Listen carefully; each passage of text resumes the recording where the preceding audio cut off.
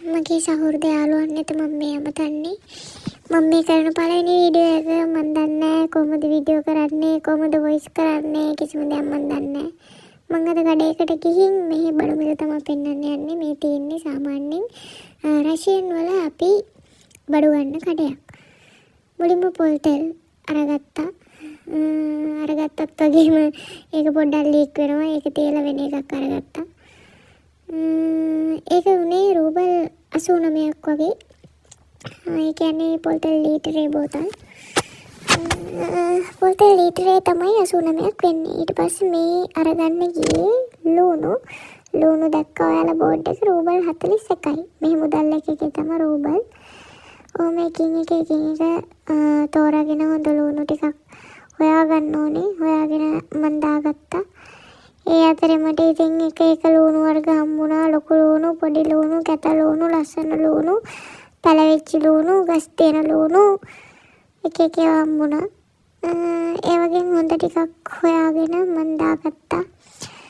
මේ යාළුවනේ කන්න පුළුවන් ලංකාවේ කන එළවලු වර්ග ගොඩක් තියෙනවා. ඒ කියන්නේ කැරට්, අල, ලුණු, ඊට පස්සේ ලීක්ස්, වට්ටක්කා, ගෝවා, වම්බටු ඒ වගේ එක දේවල් මේ තියෙනවා. ඊට පස්සේ මම කැරටුත් අරගත්තා.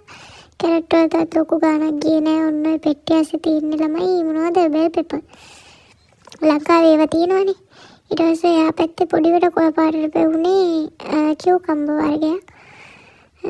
ඊට පස්සේ මම අරගත්තේ සුදු ලුණු වල මිල තමයි ඔය ගාලා තියෙන්නේ රූබල් 48යි. 48යි කියන්නේ ග්‍රෑම් 100ක මිල තමයි ඔය 48. එයාලා චූටි බෑග් හදලා තියෙනවා ග්‍රෑම් 100. ඒ වරගත්තා. ඊට පස්සේ මේ අල අර්තාපල් අල තමයි. අර්තාපල් අල මෙහි වෙන්නේ කිලෝ එකම රූබල් 53යි. 53 කියන්නේ ලොකු ගාණක් නෙමෙයි. සාමාන්‍යයෙන් 3න් වගේ වැඩි කරලා බලපුවම ලංකාවේ ගාණ එනවා. අලත් මං අර විදිහටම කැත ලුණු නෙමෙයි සෝරි වැරදුනා. අල තෝරලා අරගත්තා. ඊට පස්සේ මේ තියෙන්නේ ලුණු කොළ අරගත්තා. මේ සාමාන්‍යයෙන් ලීක්ස් වෙනුවට ගොඩාක් අය පාවිච්චි කරන්නේ ලුණු කොළ. මොකද ලීක්ස් මේ ගණන් වැඩි ටිකක්. ඊට පස්සේ තක්කාලි අරගන්න ඕනේ. මම තක්කාලි අරගන්න මල්ලක් ගන්න තමයි මේ. මල්ලක් අරගත්තා. ඔන්න එතරම් ගෝවක් තියෙනවනේ. ඔයාලා දැක්කනේ චූටිවට. එතන ගෝවල ගහලා තිබ්බේ රූබල් 69යි කියලා. කිලෝ එකක මිල තමයි ගහලා තියෙන්නේ. ඊට පස්සේ මම මල්ලකුත් අරගෙන ෆෝන් එකත් බඩ බැඳගෙන ඔන්නෝම ඇවිදන් ගියේ තක්කාලි ගෙඩියක් තෝරගන්න. තක්කාලි කියන්නේ ළමයි මෙහි ලංකාවේ කැරට් වගේ තමයි පොඩ්ඩක් ගන්න.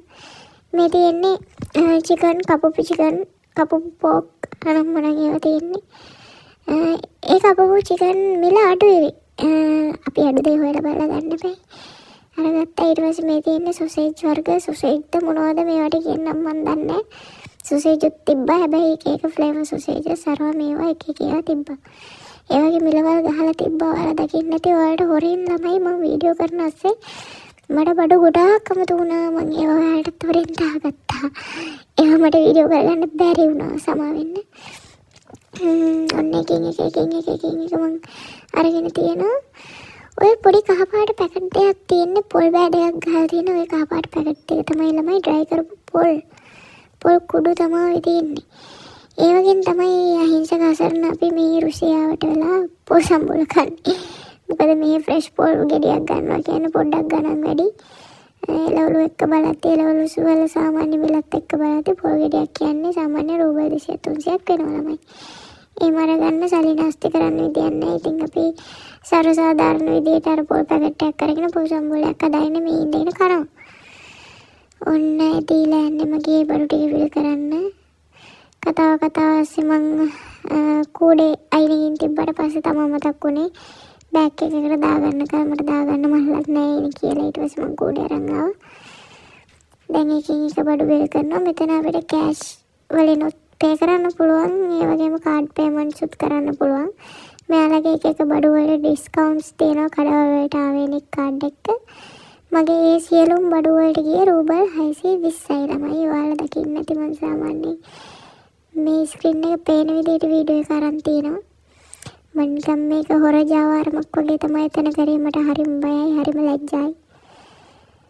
ඉතින් ළමයි ඔන්නෝම බඩු ටිකට පේමන්ට් එක කරලා මං නිවිසනසිල්ලේ ගෙදර ආවා.